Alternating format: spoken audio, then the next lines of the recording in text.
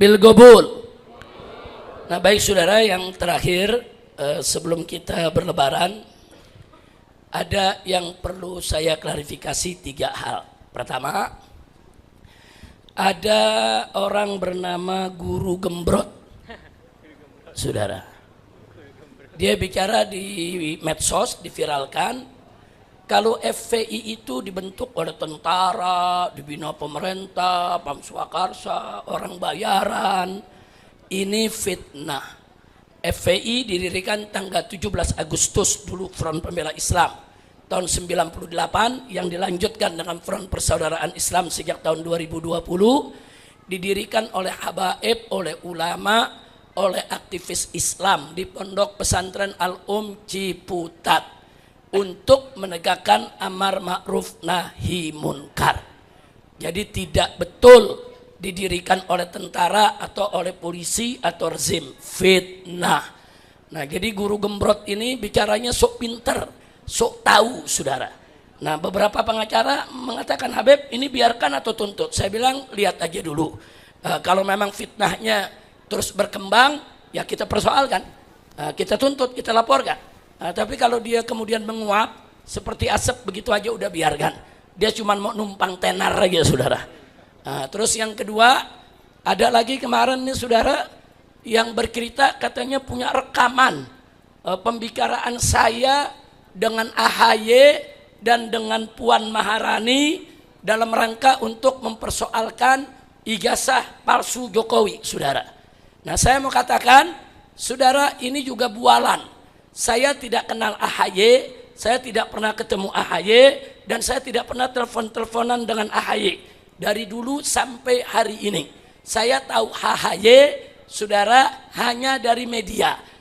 Saya hanya tahu dia putra daripada mantan Presiden Indonesia Bapak SBY. Begitu juga Puan Maharani, saya nggak kenal, saudara. Saya nggak pernah kenal, saya nggak pernah tahu, saya nggak pernah bertelepon atau bertemu. Tidak ada hubungan komunikasi sampai saat ini. Saya hanya tahu dia ketua DPR, dia salah satu pimpinan PDIP. Nggak tahu dari media. Nah, jadi kalau ada yang bilang punya rekaman, saya bicara ngobrol, fitnah, bohong. Nah, ini pun juga para pengacara mengatakan, Habib kita wait and see dulu, kita lihat dulu. Coba sebagian pengacara bilang, Habib kita laporin dulu.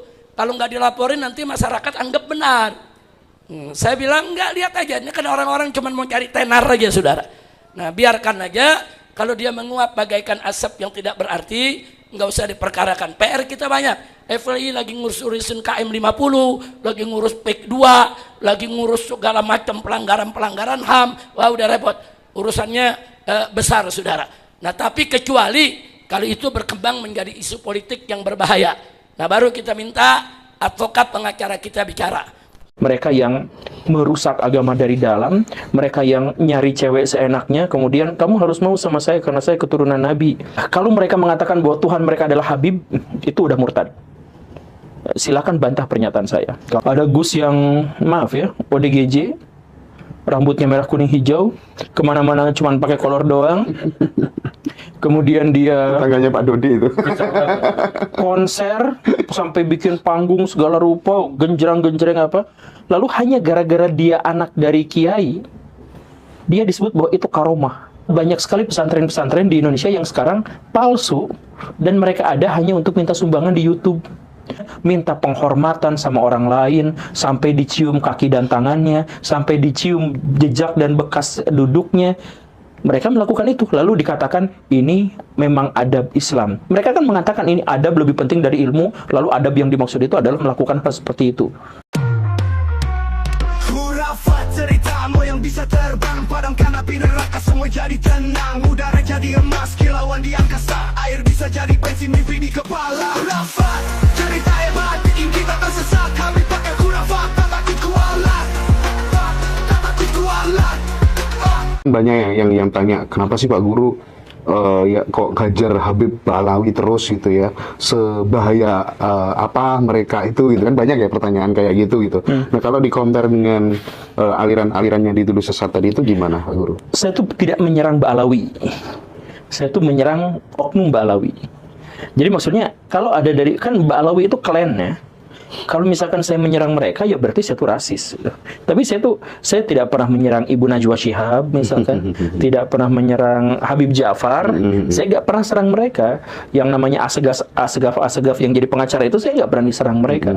Saya itu menyerang pihak-pihak yang menyalahgunakan silsilah nasab mereka dan mengklaim bahwa mereka itu memiliki otoritas ilahiyah. Ya itu yang saya serang. Dan serangan itu bukan hanya saya ajukan kepada Ba'alawi. Saya serang orang-orang NU, orang-orang Wahabi dengan cara yang sama.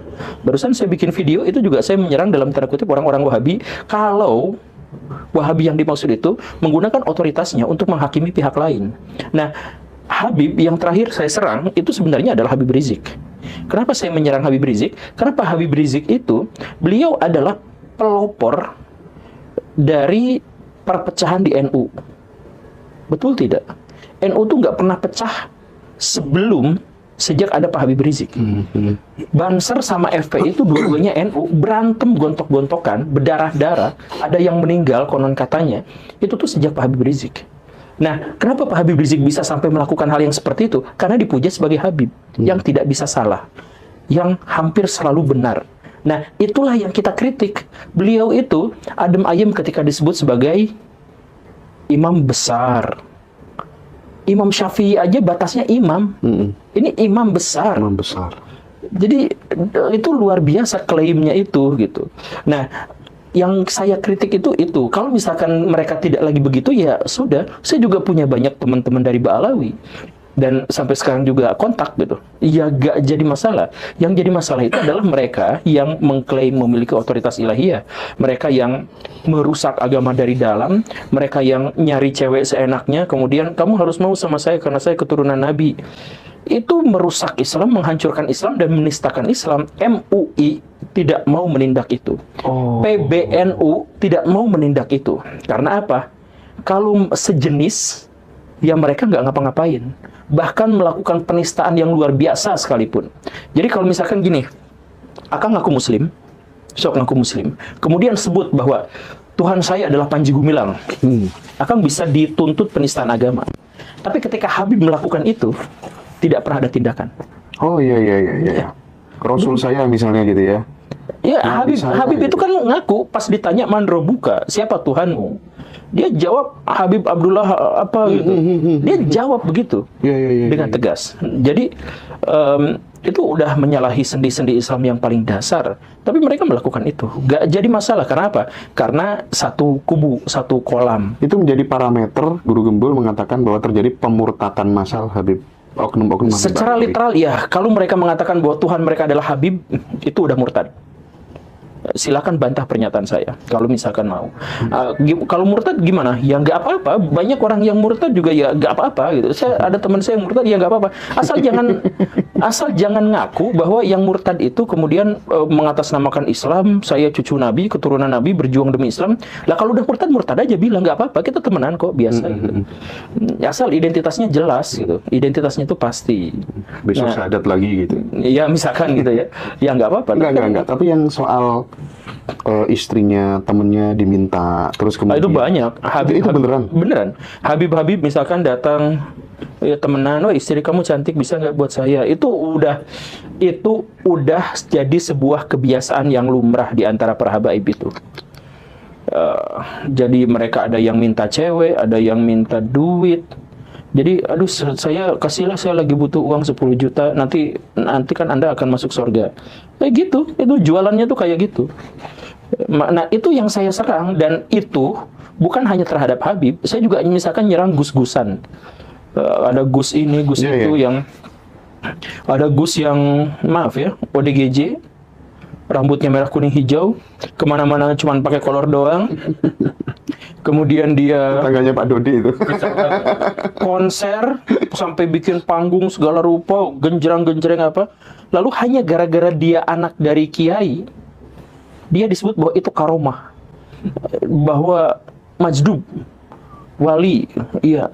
Ya kalau ODGJ aja, hanya gara-gara dia keturunan kiai kok langsung diperlakukan seperti itu. Nah, serangan saya tuh pada itu juga. Jadi maksud saya nggak nyerang Habib dalam konteks dia Habib, atau Habib dalam dia Ba'alawi. Enggak, saya nggak akan mengkritik sama sekali Ba'alawi. Saya mengkritik, menghujat orang-orang yang menistakan Ba'alawi. orang-orang yang menistakan Islam, tapi mengatasnamakan Islam. Tapi itu Pak Guru itu menjadi yang paling berani mengawali deh ya, kritik Gus, kritik Habib Lutfi sampai sedemikian. Wah, itu zaman Iya. dulu belum ada kan cerita-cerita orang berani mengkritisi model-model kayak Iya, gitu. sekarang alhamdulillah udah ada hasilnya ya, udah banyak gitu. Dan banyak juga akhirnya konten-konten kreator Maksudnya yang hasilnya apa? AdSense. AdSense alhamdulillah gitu. Maksudnya hasilnya itu adalah hasil saya dalam hal ini tuh merasa bangga di satu sisi, tetapi merasa tanggung jawab saya itu menjadi lebih besar karena banyak konten-konten saya itu yang menjadi konten nasional. Jadi misalkan ketika saya ngomong pertama kali Pak KDM itu adalah Pak Jokowi kedua, yang saya juga sampaikan di Iya, podcast Edi ini, Rosa. itu kan media-media besar juga mulai membawa isu itu. Ketika saya bahas Habib, itu juga media-media membahas itu. Ketika saya pertama kali mempopulerkan betapa meresahkannya ormas, itu sampai sekarang juga akhirnya Betul, menjadi betul. keluhan. Nah, tapi ya itu akhirnya jadi beban. Pada titik tertentu saya ngomong begini, orang-orang jadi juga membahas itu. Nah, ya jadi, tapi ya itu, ini adalah bagian dari beban moral, dan kita tuh memang harus bergerak di situ karena nggak ada. Misalkan kritik saya terhadap pesantren. Nah, ini kritik terhadap pesantren juga sekarang cukup mengemuka, dan jumlah santri di seluruh Indonesia turun dari tahun ke tahun karena pemberitaan yang masif terkait dengan pesantren dan kritikan terhadap pesantren itu gitu. Ya karena banyak kasus-kasus yang akhirnya terungkap. Nah, ini harus terus-terusan disuarakan, bukan saya membenci pesantren. Sekali lagi ya, saya tuh sangat mencintai pesantren sampai-sampai saya harus melawan pesantren-pesantren palsu yang mengatasnamakan ajaran pesantren. Kan begitu. Jadi kayak kemarin ada kiai di Semarang. Dia itu marah sama saya. Kenapa bikin konten mendiskreditkan pesantren? Saya jelaskan, dia diam. Beberapa bulan kemudian dia kontak lagi, dia bilang, aduh, saya sampai nangis-nangis lihat konten Pak Gembul. Terima kasih banyak. Ya, pesantren memang harus dirubah. Karena pada akhirnya yang dikatakan Pak Gembul itu saya lihat sendiri, nyata. Dalam hal apa? Dalam hal banyak sekali pesantren-pesantren di Indonesia yang sekarang palsu. Dan mereka ada hanya untuk minta sumbangan di YouTube. Mereka tampilkan, lihat Quran kami sampulnya sudah rusak. Lihat santri-santri kami tidak tidur di kasur tapi hanya di lantai. Lihat makannya cuma pakai Royco dan sebagainya. Itu ternyata banyak di antara itu tuh pesantren palsu. Jadi anak yatim piatu dikumpulin di satu tempat, gak diajarin, gak di apa, cuma di video aja. Oh. Iya.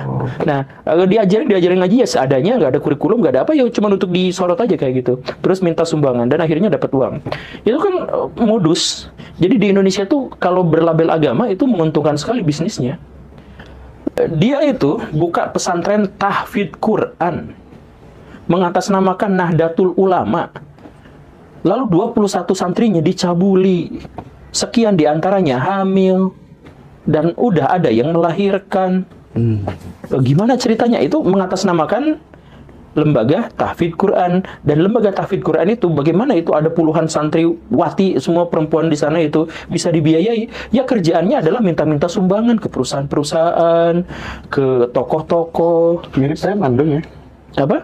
Kayak preman sistemnya. Sedikit lebih buruk karena kalau preman itu emang mengatasnamakan premanisme. Dibungkus dengan agama. Nah, ini dibungkus dengan agama. Nah, jadi coba kalau misalkan pelakunya preman, ya udah selesai. Kita semua tahu preman itu begitu. Tapi kalau ini agama, jadi agama Islam yang dirujak di mana-mana, yang dipermalukan di mana-mana. Jadi ada tuh pesantrennya Gus Miftah yang kemarin itu populer. Ibunya bagi-bagi makanan, santrinya tuh jalan bebek, gak berdiri untuk menerima makanan. Ya kok sampai segitunya? Di mana ada ajaran Islam yang seperti itu? Tapi itu mengatasnamakan pesantren, mengatasnamakan Islam. Coba saya tanya, mana ada sahabat Nabi yang ketemu sama Nabi itu jalan bebek? Gak ada. Yang ada itu adalah kalau Nabi ketemu sama sahabatnya, Nabi balik badannya itu total dari kepala sampai kaki itu menghadap sahabatnya. Kalau salaman, Nabi itu pasti yang paling akhir melepas genggaman tangannya.